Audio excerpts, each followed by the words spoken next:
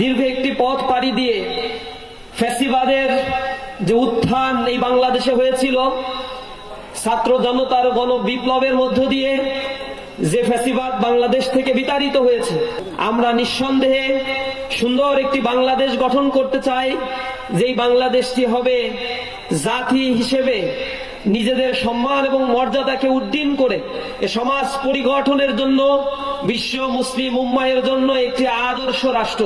এ কারণে আমাদের সকলকেই নিজ নিজ জায়গা থেকে আমাদের প্রস্তুতি গ্রহণ করতে হবে।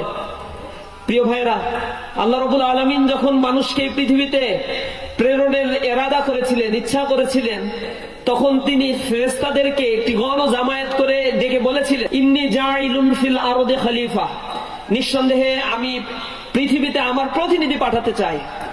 তখন ফেরেশতারা সমস্যারে একটি কথা বলেছিল, তারা বলেছিল, হে আল্লাহ, আপনি কি এই পৃথিবীতে এমন কোন জাতি সৃষ্টি করতে চান যে জাতি পূর্ববর্তী জাতির মতো ফিতনা ফাসাদ সৃষ্টি করবে? অর্থাৎ এই দুনিয়াতে মানব জাতির আগমনের পূর্বে এই পৃথিবীতে আগমন ঘটেছিল জিন জাতির। এই জিন জাতি এই পৃথিবীতে অশ্লীলতা করেছিল, হত্যা, লুটপাট, নানা ধরনের অপকর্মের মধ্যে তারা লিপ্ত থাকার কারণে, একে অপরকে হত্যা করার কারণে এই জাতিকে আল্লাহ রাব্বুল আলামিন শাস্তি দিয়েছিলেন, ধ্বংস করে দিয়েছিলেন। তারা সেই কথা স্মরণ করে দিয়ে বলেছেন, আপনি কি এই দুনিয়াতে এমন জাতি সৃষ্টি করতে চান যে জাতি পূর্ববর্তী জাতির মতো আবার ফিতনা ফাসাদ সৃষ্টি করবে? নাহনু নুসাব্বিহু বিহামদিকা ওয়া নুকদ্দিস লাক, আমরাই তো আপনার প্রশংসা গীতি বর্ণনা করছি এবং আমরা তো আপনার ইবাদত করছি, তাহলে আর আরেকটি জাতি সৃষ্টি করার কি দরকার?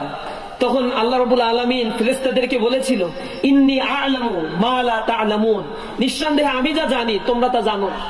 এরপরে আল্লাহ রাব্বুল আলামিন ফেরেশতাদের কর্মে প্রেরণ করে দিলেন। আল্লাহ রাব্বুল আলামিন আবার কিছু সময় পরে ফেরেশতাদেরকে ডেকে কিছু জিনিস তাদের সামনে আল্লাহ রাব্বুল আলামিন রেখেছিলেন, আর আদম আলাইহিস সালাতু ওয়াস সালামকে তৈরি করে পাশে রেখেছিলেন।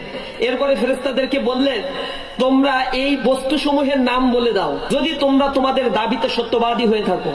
তখন ফেরেশতারা বলেছিল আল্লাহ রাব্বুল আলামিনকে, সুবহানাকা লা ইলমা লানা ইল্লা মা আল্লামতানা ইন্নাকা আনতাল আলিমুল গায়ব, হে আল্লাহ, আমরা আপনার প্রশংসা গীতি বর্ণনা করছি, আপনি যে ইলম আমাদেরকে শিক্ষা দিয়েছেন এর বাইরে আমাদের কোনো ইলম জানা নাই, সুতরাং আপনি যা আমাদেরকে শিক্ষা দিয়েছেন এর বাইরে আমরা কিছুই বলতে পারি না, আমরা আপনার প্রশংসা গীতি বর্ণনা করছি। তখন আল্লাহ রাব্বুল আলামিন আদম আলাইহিস সালাতু ওয়াস সালামকে বলে দিলেন, তুমি এগুলোর নাম বলে দাও।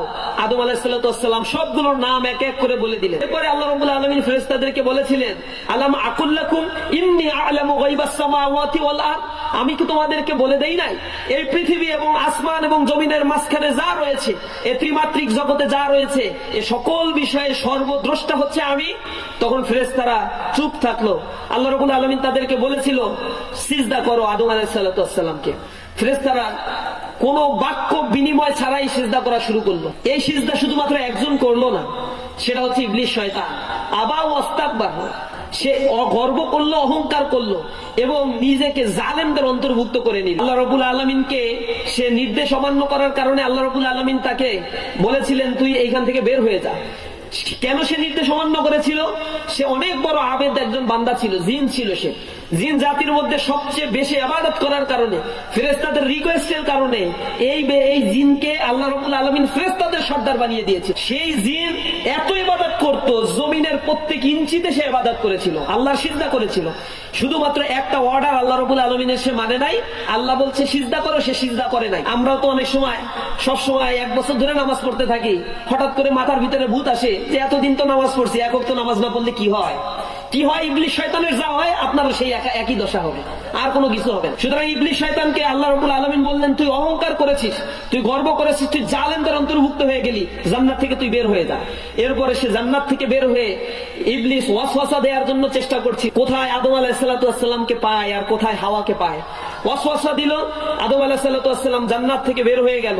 এর পূর্বে ইবলিস শয়তান আল্লাহ রাব্বুল আলামিনকে চ্যালেঞ্জ করেছিল। আল্লাহ রাব্বুল আলামিনকে বলেছিল, আল্লাহ, যেহেতু আমি তোমার প্রতি কৃতজ্ঞ ছিলাম, আমাকে তুমি কিয়ামত পর্যন্ত জীবন দান করো, বেঁচে থাকার তৌফিক দান করো। আল্লাহ তাকে বলেছিলেন যে তোকে আমি এই পর্যন্ত জীবন দিলাম। সূরা আরাফের মধ্যে এই ঘটনা আল্লাহ বর্ণনা করেছে। এরপরে এই শয়তান বলল যে আল্লাহ, মানুষের শিরা উপশিরায় যেন আমি অস্বসা মানে ঢুকতে পারি, প্রবেশ করতে পারি, এই ক্ষমতা তুমি আমাকে দাও। আল্লাহ রাব্বুল আলামিন কৃতজ্ঞতার জন্য, ওর কৃতজ্ঞতা স্বরূপ তাকে এই কাজটা, এই অনুমতিটা দিল। এরপরে সে আল্লাহকে চ্যালেঞ্জ করে বলেছে, ফাবিমা আগাওয়াইতানি লাআকুদান্না লাহুম সিরাতাকাল মুস্তাকিম, যেহেতু আপনি আমাকে পথভ্রষ্ট করে দিলেন, আপনার বান্দা যখন সিরাতাল মুস্তাকিমের পথে চলবে, আমি তাকে তার সরল পথে চলার বাধা হিসেবে তার সামনে আসনকারী দিয়ে বসে থাকবো। সিরাতাল মুস্তাকিমের পথটা কি? সূরা ফাতিহার মধ্যে আমরা পড়ি, ইহদিনাস সিরাতাল মুস্তাকিম, হে আল্লাহ তুমি আমাকে সহজ সরল সঠিক পথ দান করো। সেই সহজ সরল সঠিক পথটা কি? এটা সূরা ফাতিহায় প্রতিদিন আমরা পড়ি। কিছুক্ষণ আসরের নামাজে আমরা পড়ে আসলাম কিছুক্ষণ আগে, সিরাতাল্লাযীনা আন'আমতা আলাইহিম গায়রিল মাগদুবি আলাইহিম ওয়ালাদ-দাল্লিন, ওই রাস্তা যেই রাস্তায় তোমার প্রিয় ভাজন বান্দারা বিদায় নিয়ে চলে গিয়েছে, তাদের রাস্তা নয়। যারা গোমরাহ, যারা বিপদগ্রস্ত, তাদের রাস্তায় তুমি আমাদেরকে নিয়ে যেও না। সেই সিরাতাল মুস্তাকিমের পথ হচ্ছে কোরআনের মধ্যে, তাফসীরের গ্রন্থের মধ্যে আসছে, সিরাতাল মুস্তাকিম মানে সিরাত রাসূলুল্লাহ সাল্লাল্লাহু আলাইহি ওয়াসাল্লাম। আল্লাহ রাসূল যে সিরাত আমাদেরকে দেখিয়ে দিয়েছেন, this is only the way to go to enter into the জান্নাহ, there is no others way in your life. এটাই হচ্ছে সিরাতাল মুস্তাকিম। এই পথে যিনি চলবেন তাদেরকে বলা হয়েছে কোরআনে আস-সাবিকুন আস-সাবিকুন, এরা হচ্ছে সহজ একেবারে অগ্রগামী দল।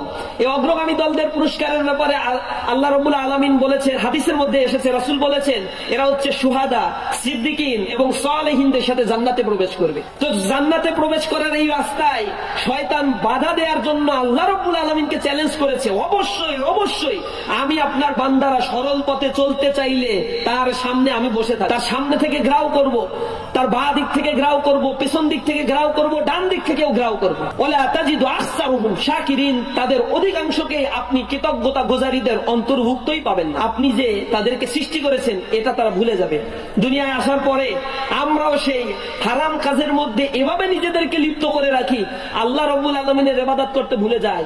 খেলাধুলা করতে করতে 3টায় খেলা শুরু করি, মাগরিবের আজান যখন অন্ধকার নেমে আসে, চোখে আর বল দেখা যায় না, এই সময় পর্যন্ত খেলা চলে। আসরের নামাজের হুঁশ আমাদের থাকে না, কারণ আমরা যুবক, যৌবনের শক্তি আছে, আল্লাহকে অস্বীকার করি।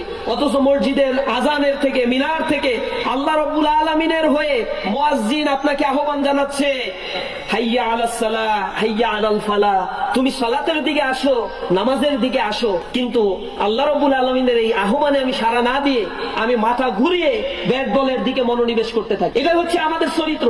এই চরিত্র যেন আমাদের না হয়, এ কারণে কোরআন শরীফে বারবার আল্লাহ রাব্বুল আলামিন আমাদেরকে সতর্ক করেছেন।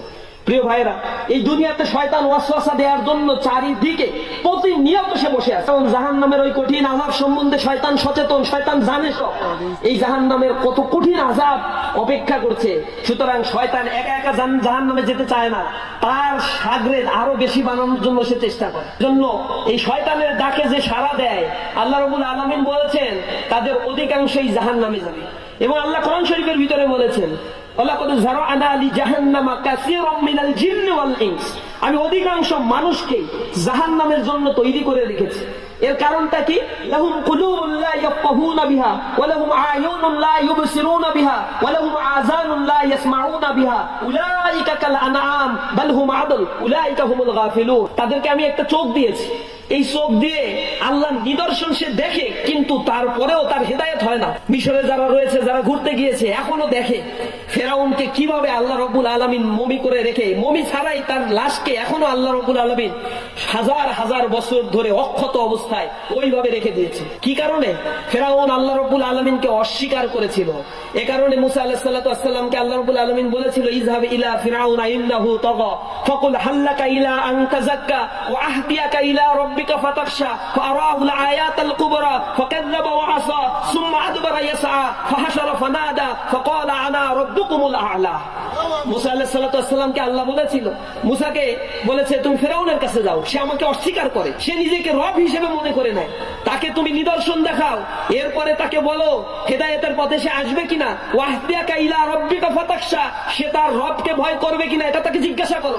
যদি সে এটা না করে, উদ্ধত্ততা প্রদর্শন করে, আল্লাহর প্রতি অহমিকা প্রদর্শন করে, তাহলে তার জবাব কেমন হবে আল্লাহ তা দেখিয়ে দিবে। ফেরাউন অস্বীকার করেছিল, আবা ওয়াস্তাকবার, সে অস্বীকার করেছে, সে নিজেকে গর্ব অহংকারের মধ্যে লিপ্ত রেখেছিল। এরপরে মুসা আলাইহিসসালাম এবং তার অনুসারীদেরকে সে ধাওয়া করা শুরু করল। মুসা আলাইহিসসালামকে ধরে শেষ করে দিবে, হত্যা করবে। মুসা আলাইহিসসালাম দিক বিদিক না পেয়ে দৌড়ানো শুরু করলো। লোহিত সাগরের তীরবর্তী গিয়ে যখন দেখলো পেছনে ফেরাউনের দলবল আর সামনে হচ্ছে সাগর, কি করবে? তখন আল্লাহ রাব্বুল আলামিনের কাছে প্রার্থনা করলো, আল্লাহ তুমি ছাড়া আমাদের তো আর বাঁচানোর কেউ নাই। তখন মুসা আলাইহিসসালামকে আল্লাহ রাব্বুল আলামিন বলেছিল, তোমার হাতে যে লাঠিটা আছে ওইটা দিয়ে পানির উপর আঘাত করো। মুসা আলাইহিস সালাম আঘাত করলো, 12টা রাস্তা তৈরি হয়ে গেল। 12টা গোত্র ছিল মুসা আলাইহিস সালামের বনি ইসরাইলে। 12টা গোত্রের জন্য 12টা রাস্তা আল্লাহ তৈরি করে দিলেন। একেবারে গ্রান্ড ট্রাঙ্ক রোড, প্রশস্ত রাস্তা। সমুদ্রের পানি দুই দিক থেকে দেখা যাচ্ছে কাছের মতো, মনে হচ্ছে যে কাছের গ্লাস দিয়ে ঘেরাও করা, আর মাঝখানে রাস্তা তৈরি হয়ে গিয়েছে। মুসা আলাইহিস সালাম আল্লাহর নির্দেশে ওই রাস্তা ধরে তার অনুসারীদের নিয়ে যখন চলে গেলেন, মুসা আলাইহিস সালাম সমুদ্রের মাঝখানে, আর ফেরাউনের দলবল সমুদ্রের ওই কোনায় চলে আসছে। ওই এসে আর চিন্তা ভাবনাও করে না যে এই সমুদ্রের পানি এটা এইভাবে মাঝখান থেকে রাস্তা কে করে দিল। ও ভাবছে ওর বাপ দাদারা মনে হয় এটা করে দিয়ে গেছে। ও আর কথাবার্তা ছাড়াই ওই মুসা আলাইহিস সালামের পিছনে হাঁটা শুরু করলো, ধাওয়াচ্ছে। মুসা আলাইহিস সালামের দলবল যখন ওই পারে চলে গিয়েছে, ফেরাউনের দলবল তখন সমুদ্রের ঠিক মাঝখানে। আর যায় কোথায়? আল্লাহ রাব্বুল আলামিন তখন নির্দেশ দিল পানিকে নির্দেশ দিল যে ওকে পানি দিয়ে গ্রাস করে ফেলো। এরপরে পানি দুই পাশ থেকে যখন ধাওয়া করলো, ওই পানির মধ্যে উত্থাল তরঙ্গের ঢেউয়ের মধ্যে উত্থাল পাত্তাল করতে থাকলো। পানি খেতে খেতে অবস্থা এমন যে মরে যায়, মৃতপ্রায় অবস্থা। এরকম সময় তার আল্লাহর কথা মনে পড়ছে। এর আগে বলছে আমি বড় রব, এখন আর রবে কাজ হচ্ছে না, সামান্য একটু সমুদ্রের পানিও সে নিজের নিয়ন্ত্রণে নিতে পারে না। তখন সে বলছে আমানতু বিরব্বি মূসা, আমি মূসার রবের প্রতি ঈমান আনলাম। কত বড় শয়তান! তখনও বলে আল্লাহ তোমার উপরে ঈমান আনলাম। তখন আল্লাহ রাব্বুল আলামিন বলল, আল্লাহ ওয়াকাদ আসাইতা ক্বাবলা ওয়া কুনতা মিনাল মুফসিদিন, এখন তোর হেদায়েত হয়েছে, তুই তো একটা ফাতনা ফাসাদ সৃষ্টিকারী ব্যক্তি, তোকে আর কোনো মাপ নাই। এরপরে আল্লাহ রাব্বুল আলামিন পানিকে নির্দেশ দিলেন, পানি এই ফেরাউনের শরীর যেন নষ্ট করা না হয়। মাছকে নির্দেশ দিলেন তার শরীর থেকে যেন কোনো ছিদ্র না করা হয়। আল্লাহ রাব্বুল আলামিন তাদেরকে কিয়ামত পর্যন্ত মুকাজ্জিবিন যারা আল্লাহকে অস্বীকার করে তাদের জন্য এই ফেরাউনকে দৃষ্টান্ত হিসেবে আল্লাহ উপস্থাপন করেছে। আমাদের কাছে এই দৃষ্টান্ত আছে, আমরা এগুলো দেখছি, কিন্তু আমাদের দুই চোখ এটা দেখার পরেও বিশ্বাস করতে চায় না। আমাদের সামনে মানুষ মৃত্যু বরণ করে, লাশ কবরে রেখে এসে আবার আনন্দ ফুর্তিতে মেতে উঠি। আমি চিন্তা করি না কালকে ওই কবরের মধ্যে আমাকে রেখে পৃথিবীর মানুষের আবার আনন্দ ফুর্তি করবে, পৃথিবীর ইতিহাস থেকে একদিন আমিও হারিয়ে যাব, এটা আমিও বিশ্বাস করি। ঈমান আমাদের ভিতরে তৈরি হয় না। আল্লাহ রাব্বুল আলামিন বলছেন তাদের দুইটা চোখ দিয়েছি, কিন্তু এই চোখ দিয়ে আল্লাহর নিদর্শন দেখেও তারা বিশ্বাস করতে চায় না। লাহুম কুলুবুন লা ইয়াফকাহুনা বিহা, আমি তাদের একটা অন্তর দিয়েছি, কিন্তু অন্তর দিয়ে আল্লাহকে সে উপলব্ধি করতে পারে না। ওয়ালাহুম আযানুন লা ইয়াসমাউনা বিহা, তাকে দুটো কান দিয়েছি, কান দিয়ে যখন ইসলামের কথা তার সামনে বলা হয়, এক কান থেকে সে ঢোকে, আর এক কান থেকে সে কথাগুলো বের করে দেয়। হারাম কাজের মধ্যে লিপ্ত হয়, হালাল ভক্ষণ করতে চায় না, নাচ গান জেনা ব্যভিচার, নারীদের পেছনে ঘোরা, সুদ ঘুষ জেনা ব্যভিচার নিয়ে সে ব্যস্ত হয়ে আছে। আল্লাহ রাব্বুল আলামিন বলছেন এরা হচ্ছে উলাইকা কাল আনআম, এরা হচ্ছে চতুষ্পদ জন্তুর মতো। চতুষ্পদ জানোয়ারকে যেমন কথা বললে সে তার কোনো উত্তর দেয় না, সে তার মতো করেই কথাগুলো নিজের কাজগুলো নিজের মতো করে চলে। এই মানুষগুলোর অবস্থা হয়েছে তাকে বিবেক দেওয়ার পরেও সে আল্লাহর কথাগুলো শুনতে চায় না। আল্লাহ রাব্বুল আলামিন বলছেন না, চতুষ্পদ জন্তুরও তো একটা নিয়ম আছে, বালহুম আদল, এরা হচ্ছে তার চাইতেও খারাপ। উলাইকা হুমুল গাফিলুন, এরা নিজেদের থেকে নিজেরা উদাসীন হয়ে পড়েছে। তারা মনে করেছে তাদেরকে কেউ কিয়ামতের ময়দানে উত্থিত করবে না। আল্লাহ রাব্বুল আলামিন তাদেরকে দৃষ্টান্ত দিয়ে কোরআনে বারবার বুঝিয়েছে। আল্লাহ রাব্বুল আলামিন বলেছেন তোমার রবের নিদর্শন কি তুমি দেখো না? সূরা আর রহমানের মধ্যে আল্লাহ রাব্বুল আলামিন বলেছেন মারাজাল বাহরাইনি ইয়ালতাকিয়ান বাইনাহুমা বারযাখুল লা ইয়াবগিয়ান ফাবিআইয়ি আলাই রাব্বিকুমা তুকাযযিবান, তুমি কি দেখো না উদয় দুইটি সমুদ্র পাশাপাশি প্রবাহমান থাকে, একটা সমুদ্রের পানি নোনা আর একটা সমুদ্রের পানি মিষ্টি, এই দুইটা সমুদ্রের পানি পাশাপাশি থাকে, একটার পানি আর একটা পানির মধ্যে প্রবেশ করে না, অথচ একটার পানি একটা সমুদ্রের সাথে আর একটা সমুদ্র লাগোয়া। কে এমন সৃষ্টিকারী রয়েছে যিনি এই দুই সমুদ্রের পানিকে এভাবে পৃথক রাখে? এরপরেও তোমরা তোমাদের রবের কোন কোন বিষয়কে অস্বীকার করবে? আল্লাহ রাব্বুল আলামিন বলেছে যারা তোমরা মনে করো কিয়ামতের ময়দানে তোমাদের উত্থিত করা হবে না, তোমরা কি দেখো না আল্লাহ রাব্বুল আলামিন বলেছেন, আমি আকাশে মেঘমালাকে নির্দেশ দেই যে মেঘমালা তোমরা প্রবাহমান হয়ে সেই জায়গায় চলে যাও যেখানে কাঠ ফাটা রোদে জমিন শুষ্ক হয়ে গেছে। ফাতুসিরু সাহাবা ফাসুকনা ফি বালাদিন মিনাল মাইয়্যিত আহইনা বিহিল আরদা বা'দা মাউতিহা। আমি মেঘমালাকে নির্দেশ দেই, মেঘমালা বহন করে নিয়ে যায় মেঘ। এরপরে যেই এলাকায় পানি পড়ে না, শুষ্ক কাঠ ফাটা রোদে জমিন মরে যায়, সেই জমিনকে পুনরুজ্জীবিত করার জন্য আসমান থেকে আল্লাহ রাব্বুল আলামিন পানি বর্ষণ করে। এই পানি বর্ষিত হওয়ার পরে মৃত জমিন জীবন ফিরে পায়। এরপরে একটা বীজ সেখানে বপন করলে সেইখানে বৃক্ষ হয়, সেই বৃক্ষ থেকে ফল উৎপাদিত হয়, আর আমরা সেই ফল ভক্ষণ করি। আল্লাহ রাব্বুল আলামিন বলেছে, আল্লাহ রাব্বুল আলামিন যে মৃত জমিনকে এইভাবে এক ফোঁটা পানি দিয়ে জীবিত করতে পারে, তাহলে কিয়ামতের ময়দানে তোমাকে কি আল্লাহ রাব্বুল আলামিন উত্থিত করতে পারবে না? তুমি এরপরেও তোমার রবকে অস্বীকার করবা? আল্লাহ রাব্বুল আলামিন সূরা মুলকের শেষ আয়াতের দিকে বলেছেন যে তোমরা মাটির ভূগর্ভ থেকে যে পানি উত্থিত করো, এই ভূগর্ভের পানি যদি আমি সরিয়ে দেই, তাহলে পৃথিবীতে তোমার আর কোন সত্তা রয়েছে মিম্মা ইম্মাইন, যিনি তোমাদেরকে এত বিশুদ্ধ পানি এনে খাওয়াবেন? পৃথিবীর কারো সেই ক্ষমতা নাই। সুতরাং তুমি কার ইবাদত থেকে দূরে থাকো? আমরা সেই রবকে চিনতে পারি না। সেদিন কিয়ামতের ময়দানে যারা রবকে চিনবে না, সেদিন তাদেরকে উত্থিত করা হবে। উলঙ্গ অবস্থায় তারা সেদিন দাঁড়িয়ে থাকবে, তাদের মাথায় টকবক টকবক করতে থাকবে সূর্যের তাপ। আর নিচে হাদিসের মধ্যে, বুখারী শরীফের হাদিসে আসছে, এগুলো রিয়াদুস সালিহিন 2য় খণ্ডের 1ম থেকে 50টা হাদিসের মধ্যে ধারাবাহিকভাবে বর্ণিত হয়েছে। আল্লাহ রাসূল বলেছেন, হাসরের ময়দানে মানুষেরা এত বেশি পেরেশানি থাকবে, শরীর ঘামতে ঘামতে কারো শরীর হাঁটু পর্যন্ত ঘামে এক নিমজ্জিত হয়ে পড়বে। কোন হাদিসের মধ্যে রয়েছে মানুষ এত পেরেশানি করবে, ঘামতে ঘামতে তার গলা সমান পানি ঘামে ডুবে যেতে থাকবে। আমরা যারা কর্মী হয়ে আসছি, 5 ওয়াক্ত নামাজ যেন জামাতের সাথে আদায় করতে পারি। ইসলামী ছাত্র শিবিরের কর্মী মানে দে আর solely unique person, because Islamic ছাত্র শিবির is also a separate institution. এই ইনস্টিটিউশনে যে আসে, তাহলে তাকে শুধুমাত্র স্লোগান শেখানো হয় এমনটি নয়, তাকে শুধু রাজনীতির দর্শন শেখানো এমনটি নয়, রাজনীতি করা, রাজনীতি সচেতন করা একটা ছাত্রকে, এইগুলো আমাদের শত শত হাজার হাজার কাজের ছোট্ট একটা পার্ট। আমরা ছাত্রদেরকে শিখাই একজন ভালো খাঁটি মুসলমান হতে হবে কি, আমরা ছাত্রকে শিখাই ভালো মেধাবী ছাত্র হতে হবে কিভাবে। আমরা একটা ছাত্রকে শিখাই, তুমি পূর্বে তোমার রেজাল্ট যাই হোক না কেন, ইসলামী ছাত্র শিবির করেছো, আজকে থেকে তোমার স্টার্ট ফ্রম নাও, এখন থেকে শুরু করতে হবে। একে অনিরাপদ করে কোনো বাবা মা আর ছাড়তে চায় না। এ কারণে পঙ্গপালের মতো এত ক্রাইসিসের মধ্যেও হাজার হাজার লক্ষ লক্ষ ছাত্র জনতা নিজের জীবনের রিস্ক নিয়ে এই ইসলামী ছাত্র শিবিরের সংগঠনের সাথী কর্মী হয়েছে। আলহামদুলিল্লাহ, এই পথে যারা এসেছে, এই হেদায়েতের পথ তারা পেয়েছে। শয়তান তাদেরকে বাঁকা করতে পারে নাই, কারণ আমাদের রিপোর্ট সিস্টেম, আমাদের নার্সিং সিস্টেম তাকে সঠিক পথে চলতে বাধ্য করে, এবং আমাদের ভাইয়েরা নিবিড়ভাবে তাকে পর্যবেক্ষণ করে।